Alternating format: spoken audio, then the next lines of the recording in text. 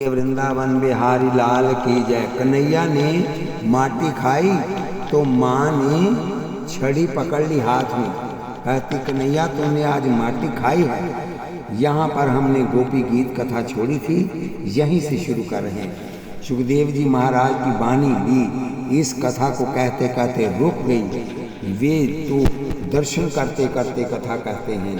कथा कैसी अद्भुत है, जो काल के भी काल हैं। काल जिनसे डरता है उन्हें माँ यशोदा डरा रही है। लाला मैं तुझे पीटूंगी, तुझे सजा दूंगी, तूने मिट्टी कैसे खाई।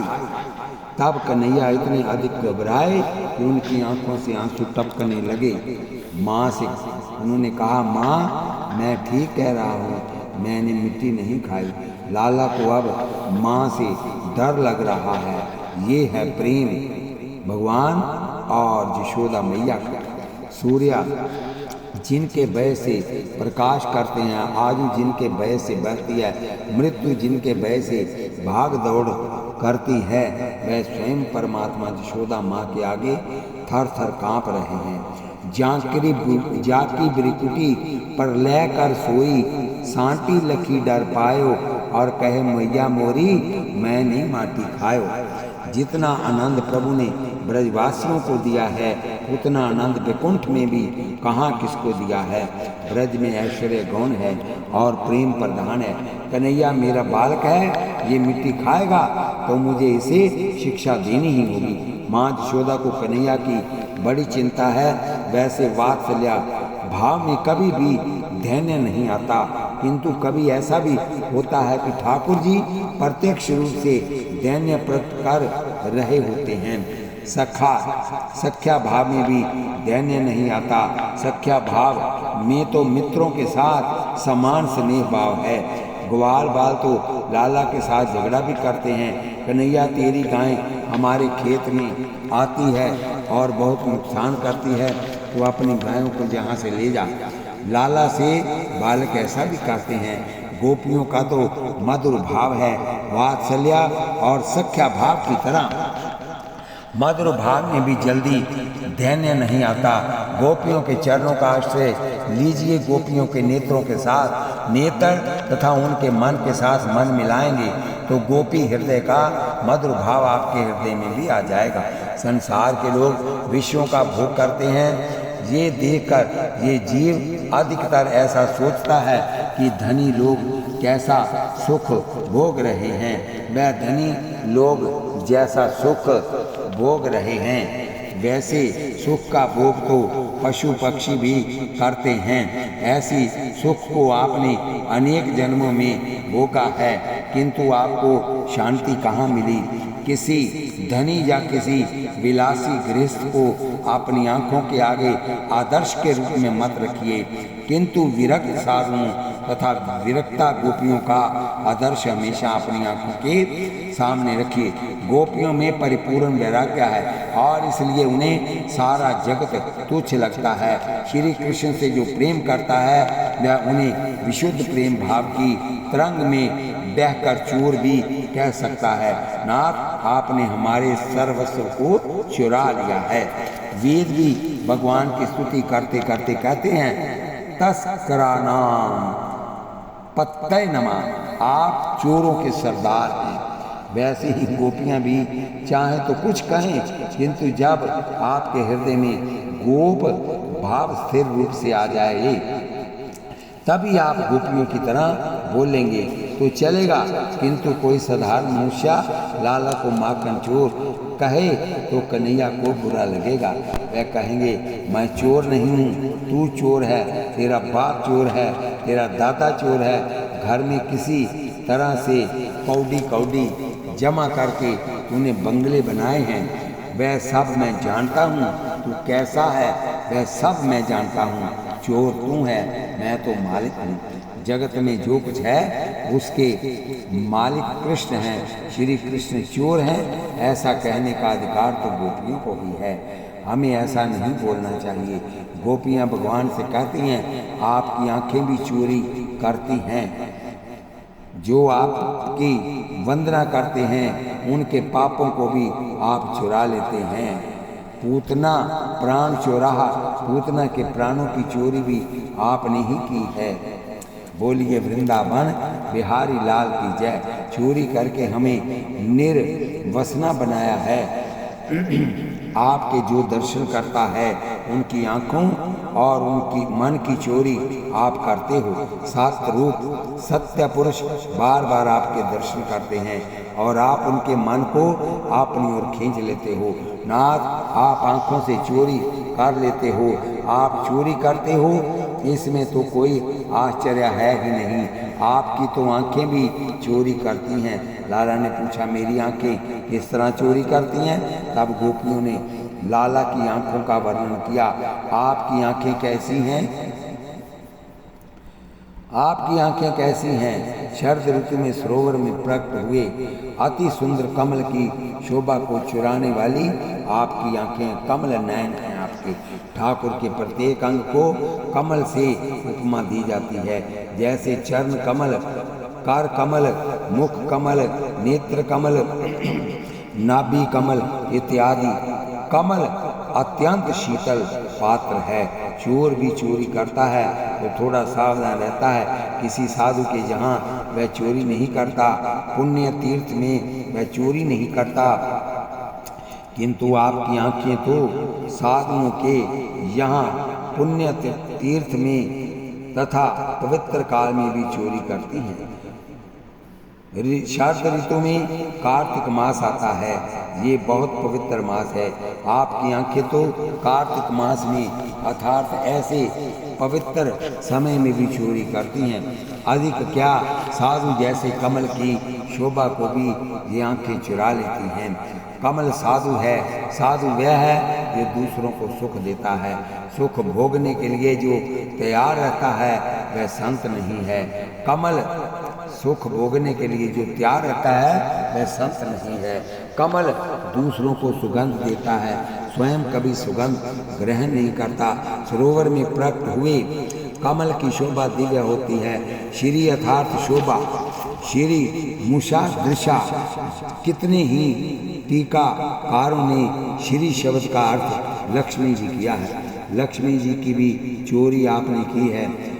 साथ ही लक्ष्मी जी के अलौकिक सौंदर्य की भी चोरी आपने की है। जगत में जितना भी सौंदर्य है वह सब श्री लक्ष्मी जी के सौंदर्य का एक अल्प अंश है। श्री कृष्ण जी अति सुंदर हैं। इन लक्ष्मी जी तथा इनकी भी अर्थात इनके अलौकिक सौंदर्य को, इनकी शोभा को चुराने वाली आपकी आंखें हैं। आपने आंखों के द्वारा ही हमें बुलाया, आंखों के द्वारा ही आपने हमें वरदान दिया, इन आंखों के द्वारा ही आपने हमें अपनी दासी बनाया। भगवान, हम आपके लिए सब कुछ छोड़कर आए हैं और आप अब हमारा त्याग करके अंतर्धान हो गए हो। ये उचित नहीं है नाथ, ऐसा मत करो, आप तो दयालु हो। बोलिए वृंदावन बिहारी लाल की जय। दर्शन दो, बोलिए गोपी गीत की जय। श्रीधर स्वामी जी ने लिखा है, गोपी गीत के 1900 श्लोकों के अर्थात गोपी गीत के प्रत्येक श्लोक के साथ दायित्व दृश्यताम शब्द जोड़ने चाहिए।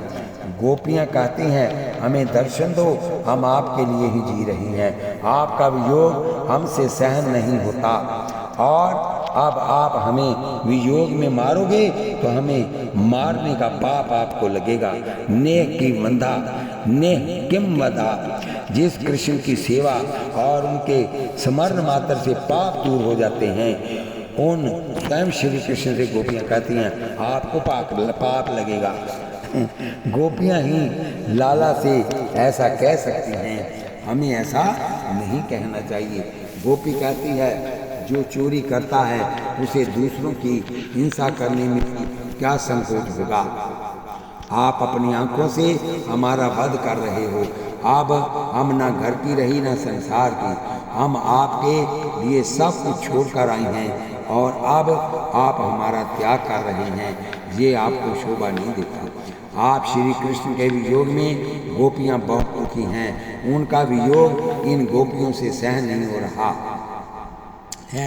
श्री कृष्ण दर्शन के लिए उनके प्राण तरस रहे हैं, उनका हृदय बहुत जल रहा है। शास्त्र में लिखा है कि श्री कृष्ण का वियोग ही अग्नि है, और वह वियोग की अग्नि जब हृदय को जलाती है, गलाती है, तब हृदय शुद्ध होता है। स्वर्ण की शुद्धि अग्नि में होती है। सोने को कोई भी शक्ल देनी हो तो पहले उसे अग्नि में तपाना पड़ता है।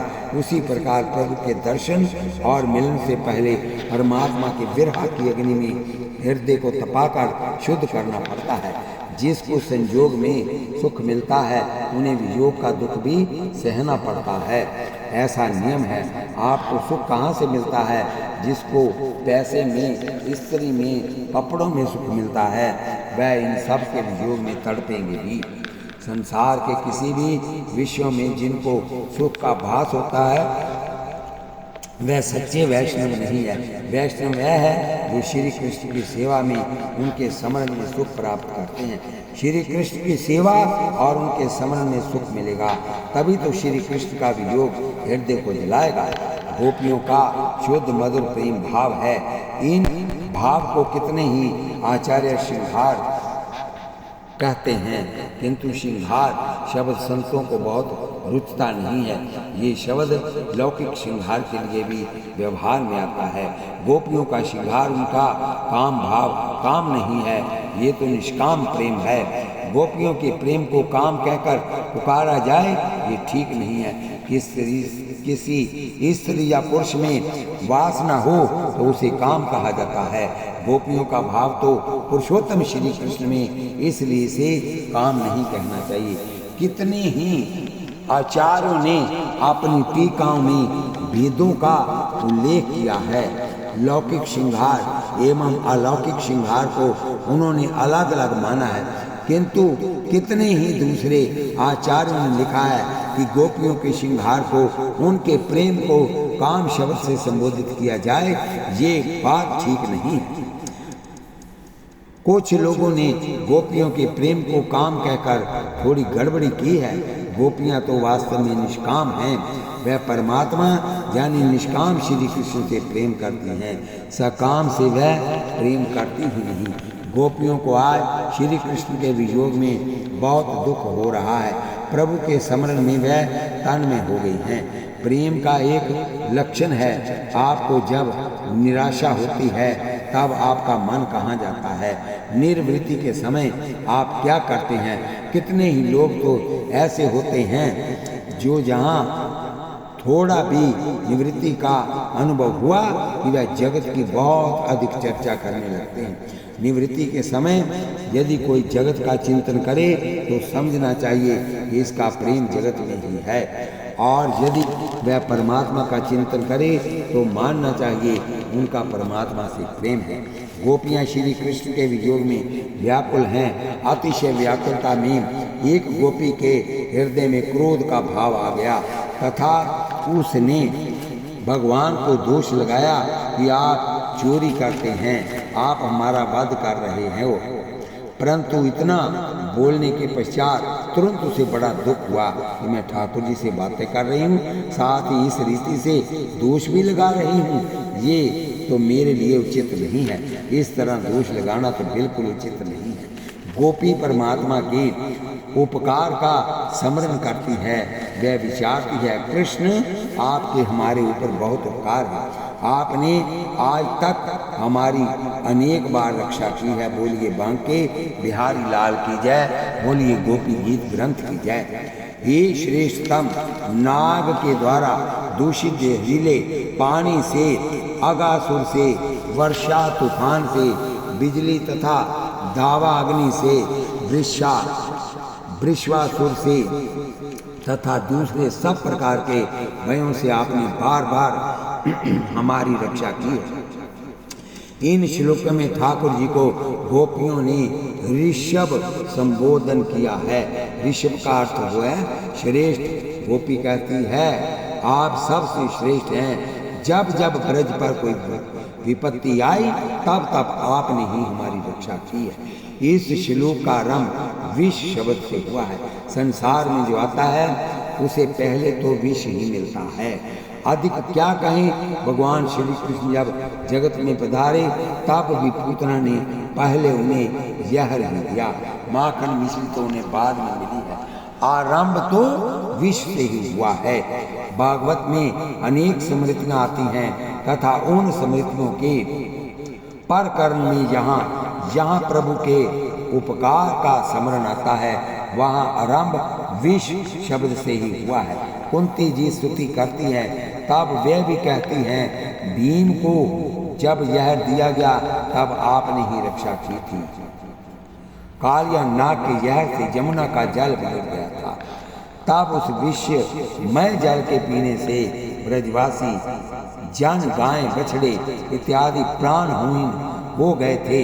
तब आपने कृपा दृष्टि से सभी को प्राण दान दिया था। कालिया नाग कौन है? कालिया नाग का विष क्या है? श्री महाप्रभु जी की एक कारिका है, कालिया इंद्रियान्याहु। इंद्रियां ही कालिया नाग हैं और उनके फनों में जो जहर है वह विषयाशक्ति इंद्रियों और विषयों का संबंध होने के पश्चात विषयों में आसक्ति हो जाती है तथा विषय सुख देने वाले ऐसी कल्पना ही विष का स्वरूप ले लेती है। साधक के लिए विषयाशक्ति ही मरण है। कितने ही लोगों को ठाकुर जी की सेवा करते करते माला फेरते फेरते गर्म पानी की याद आ जाती है, चाय पीने की आदत हो और प्रातःकाल ही चाय न मिले तो बाद में हर घड़ी चाय की याद आ जाती है। कितनों को सेवा करते करते सूंघने की याद आ जाती है। कितनी ही माता मंदिर में भी सूंघने की डिबिया साथ ले जाती हैं तथा बड़ी उदारता पूर्वक पास बैठी हुई किसी बहन को भी सूंघने देती है, ये कहकर कि ले लो, इससे सर्दी का असर खत्म हो जाएगा। अरे नाक में सूंघनी डालने के बाद छींकना और खखारना भी तो पड़ता है। तुम ठाकुर जी के सम्मुख बैठे हो, ये बात से भूल जाते हो। प्रभु को थोड़ा भी कष्ट पहुँचे ऐसा कोई काम नहीं करना चाहिए। शास्त्र में लिखा है, तंबाकू में कलयुग बैठा है। संसार के किसी भी जड़ पदार्थ में आसक्ति का होना वैष्णव के लिए मृत्यु जैसा है। श्री कृष्ण के अतिरिक्त किसी भी विषय में आसक्ति रहती है तो पतन होता है। कालिया नाग जब से जमुना में आया तब से उसने जमुना जी के जल को भी दूषित कर दिया था। श्री जमुना जी का स्वरूप भक्ति महारानी ही स्वरूप है। भक्ति मार्ग में विलासी लोग आते हैं तो भक्ति मार्ग को छिन्न भिन्न काट डालते हैं। भक्ति मार्ग की स्थापना करने के लिए जितने भी आचार्य जगत में आए हैं उन सभी में वैराग्य ज्ञान तथा भक्ति परिपूर्ण रूप से रहती है तथा इसी कारण वह भक्ति संप्रदायों की स्थापना कर सकते हैं। बाद में लोग भक्ति के लक्ष्य से भटक गए, जानी लक्ष्य को वे चूक गए। भक्ति का अर्थ है भगवान में अनुराग का होना। धीरे धीरे ऐसा हुआ कि शरीर तथा इंद्रियों के सुख से अनुराग होने लगा। शरीर का सुख, इंद्रियों का सुख जिन्हें बहुत मीठा लगता है वह ठीक प्रकार से भक्ति कर ही नहीं सकते। कितने ही लोग तो भक्ति का बहाना करके इंद्रियों को लाड़ लगाते हैं। श्री गोकुल नाथ जी का दर्शन करने आप मंदिर जाते हैं, वहाँ कोई भी स्त्री जाए अथवा पुरुष जाए उसे दूसरों का चेहरा देखने की क्या जरूरत है। आंखों में कालिया नाग का जहर इतना भर गया है कि आंखें श्री कृष्ण का दर्शन करने के लिए बहुत आतुर नहीं है। हाँ, वह संसार के विषयों की ओर अवश्य होती हैं। श्री कृष्ण को छोड़कर किसी भी मनुष्य की ओर आंखें आसक्ति पूर्वक जाती हैं तो मान लीजिए कि आंखों में कालिया नाग का जहर है। श्री कृष्ण कथा के अतिरिक्त कुछ और सुनने में यदि आपको रस मिलता है तो मान लेना कि कानों में कालिया नाग का जहर है। अनेक बार ऐसा होता है कि कोई अनजान व्यक्ति भी बातें कर रहा हो तो लोग झट कान देकर उसकी बातें सुनने लगते हैं। अरे आपको ये सब सुनने की क्या आवश्यकता है? आप तो कथा सुनने के लिए आए हैं, भगवान के लिए आए हैं। इंद्रियों का वियोग से इंद्रियों का विषयों से संयोग हो जाए, उसमें इंद्रियों की आसक्ति हो जाए, तो वह आसक्ति जहर ही होती है। तथा वासना रूपी उस जहर से भगवान रक्षा करते हैं। भगवान ने बार बार कहा है, मेरी इंद्रियों में वासना रूपी विष आता ही नहीं। एक एक इंद्रिया का संबंध आप मुझसे जोड़ेंगे तो भक्ति में आनंद आवेगा। गोपी कहती है, कालिया नाग से आपने हमारी रक्षा की है, रक्षा किया। अजगर के रूप में आए हुए राक्षस आगासुर से आपने हमारी रक्षा किया। आगासुर प्लस आग, आग प्लस आसु प्लस र, आग अर्थात पाप, असु अर्थात प्राण तथा र अर्थात रमना, जिसका मन पापों में रमता है। पाप करने में जिन्हें सुख का भास होता है उन्हें आगासुर कहते हैं। इंद्रियों के विषय दुख देते हैं, फिर भी मनुष्य की उन्हें छोड़ने की इच्छा नहीं होती। उन विषयों में उसे सुख की प्रतीति होती है। भगवान से रोज प्रार्थना करो। गोपी गीत में की गई प्रार्थना के श्लोक जीव मात्र के लिए उपयोगी हैं। भगवान से कहो, मुझे पाप करने की कुठेव से बचाइए, पापों से मुझे छुड़ाइए। एकांत में अपने ठाकुर जी के सामने पापों को कबूल लीजिए। मनुष्य यदि पापों को कबूल नहीं करता तो भगवान इसको महापाप जैसा गिनते हैं। पाप पहले आंखों में आता है, बाद में मन और वाणी में आता है तथा अंत में व्यवहार में या वर्ताव में आता है। एक बार आने के बाद ये घर कर लेता है। हृदय सिंहासन तो परमात्मा के लिए है, वहाँ पाप के लिए कोई जगह नहीं होती। गोपी आगे कहती है, राजा इंद्र को ये विचार कर क्रोध आया कि ये ब्रजवासी मेरी पूजा नहीं करते किंतु श्री कृष्ण की पूजा करते हैं, अतः इनके ऊपर मूसलाधार वर्षा व अतिवृष्टि की जाए, तब ये अपने आप ही हमारी पूजा आराधना करेंगे। भक्ति में जो जो विघ्न आते हैं भगवान उनका विनाश करते हैं। भक्ति में इंद्रियां तथा संसार के विषय ही विघ्न उपस्थित करते हैं। इतना ही नहीं, कभी कभी तो स्वर्ग के देव भी बाधा उत्पन्न कर देते हैं। इसलिए उपनिषद के आरंभ में शांति पाठ करना पड़ता है। ओम शांति शांति शांति। सब देवों की वंदना करके प्रार्थना की जाती है कि हमारे ध्यान, भक्ति और सत्संग में भी कोई विघ्न न आए। कोई जीव बहुत अधिक भक्ति करता है तो स्वर्ग के देवताओं को भी अच्छा नहीं लगता। वे ऐसा मानते हैं कि ये जीव बहुत भक्ति करेगा तो हमारे सिर पर पैर रखकर प्रभु के धाम में जाएगा। आप में से यदि कोई सामान्य मनुष्य बहुत कमाई करके बहुत बंगला खड़ा कर ले तो आपका हृदय शीतल होता है, जलता है। इंद्र के हृदय में भी मत्सर आता है। गोवर्धन लीला में राजेंद्र ने विघ्न डाला। ज्ञान और भक्ति को जो बढ़ाते हैं उनका नाम है गोवर्धन। ज्ञान और भक्ति को बढ़ाने वाली लीला ही गोवर्धन लीला है। ज्ञान और भक्ति को बढ़ाने का प्रयत्न यदि कोई करता है तब राजा इंद्र वासनाओं की वर्षा करते हैं। एक एक इंद्रिया के अधिष्ठाता देव हैं। कोई बहुत भक्ति करता है तो इंद्र आदि देवों को अच्छा नहीं लगता।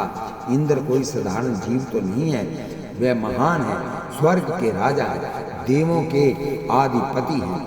फिर भी वे ब्रजवासियों का विरोध करते हैं। उनका ये विरोध ठाकुर जी को भला नहीं लगा। प्रभु ने राजा इंद्र को दंड दिया। भक्ति में कोई विघ्न करने आए तो भगवान की प्रार्थना करो, अर्थात मेरी भक्ति में कोई विघ्न न करे और मेरी भक्ति क्षण क्षण बढ़ती रहे। अनेक बार भक्ति में विघ्न सुख के रूप में भी आते हैं। किसी किसी समय प्रभु भी ऐसी लीला करते हैं कि वैष्णव की भक्ति में विघ्न पैदा करने वाले सुखों को भी वे दूर कर देते हैं। और वैष्णव को बहुत दुख देते हैं। उनके पापों पर विचार करके भगवान निश्चय करते हैं कि ये वैष्णव एक ही जन्म में मेरे द्वारा सभी पापों का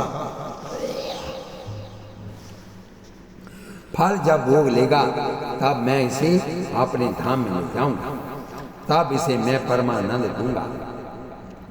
प्रभु उस वैष्णव के पापों को जलाने के लिए तथा उनकी भक्ति के विघ्नों को टालने के लिए बहुत दुख भी देते हैं। एक वैष्णव दंपति थे, वह दोनों ही घर में रहते थे और एक तीसरा सदस्य वहाँ नहीं था। दिन रात वह ठाकुर जी की सेवा समरण में लीन रहते, ठाकुर जी की मंगलमयी लीलाओं का चिंतन करते और उनका मन गोकुल में ही रहता। दिन रात अपने मन को भक्ति रस में सराबोर रखते थे। प्रभु को भी वहाँ आनंद मिलता था। ठाकुर जी उनके घर में आनंद से विराजित थे। हुआ ये कि 10-15 वर्ष प्रभु सेवा करने के पश्चात उनके घर में एक बालक ने जन्म लिया। बालक का जन्म होने से पति पत्नी बहुत प्रसन्न हुए। सोचने लगे कि ठाकुर जी ने बड़ी कृपा की, किंतु बालक में उनका स्नेह इतना अधिक बढ़ गया कि वह रात दिन बालक का ही चिंतन करने लगे। उनका लालन पालन करने लगे। बालक तोतली बानी बोलने लगा। माँ बाप को बहुत प्रसन्नता हुई। अब वह बालक को खिलाने में लगे, एक क्षण के लिए भी उसे छोड़ते नहीं थे। धीरे धीरे भक्ति के जो नियम साधन थे वह छूटने लगे। अनेक बार उनकी अंतरात्मा से आवाज भी आती, इस बालक का जन्म होने के बाद पहले जैसी भक्ति भाव नहीं रहा। ये बात ठीक नहीं है, किंतु बाद में उन्होंने मन को समझाना आरंभ किया। इस बालक में भी तो भगवान है ना, इसकी सेवा तो भगवान की ही सेवा है। मन में अनेक प्रकार की वासनाएं भरी रहती हैं। जीव ईश्वर से विमुख रहा आवे ऐसा प्रयत्न मन करता है। मन जीव को खोटी सलाह देता है कि मानो कि बालक में भी भगवान है। बालक में भगवत भाव रखना तो अच्छी बात है, बुरी बात नहीं, किंतु बालक की सेवा में भगवान को बिल्कुल भूल जाएं, भक्ति भाव को भूला दें तथा बालक में ही मन को लगाकर फंसाए रहे, तो ये सब भगवान को कैसे अच्छा लगेगा। प्रभु ने विचार किया, इस तरह तो इस भक्त का पतन हो ही जाएगा।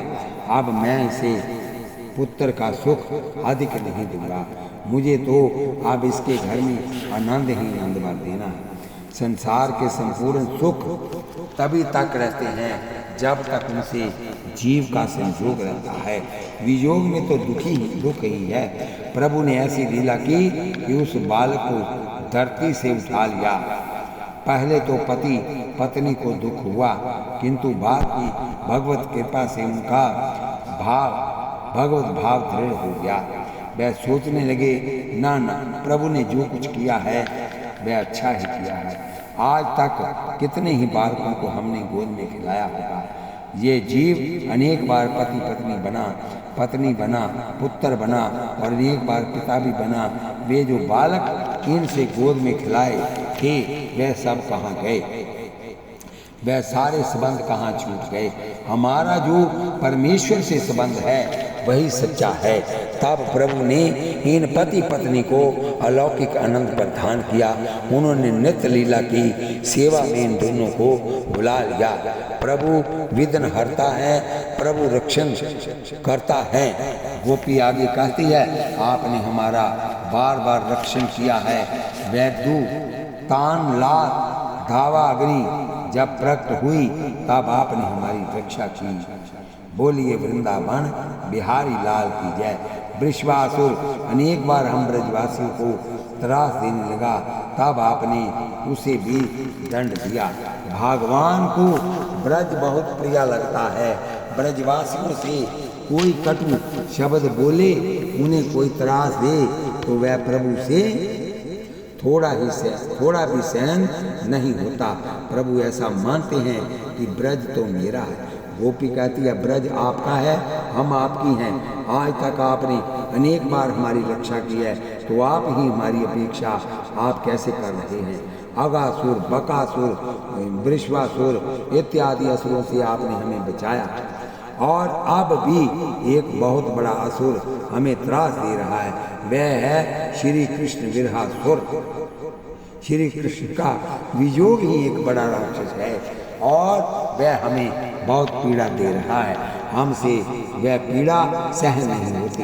काल या नाग के जहर से हमारा मरण हो जाता तो लोग काल या नाग को दोष देते, अगासुर बकासुर हमको मारा होता तो उनके माथे पर कलंक लगता, किंतु आज तो आप ही हमें अपने वियोग में मारोगे तो वह दोष भी आपको ही लगेगा।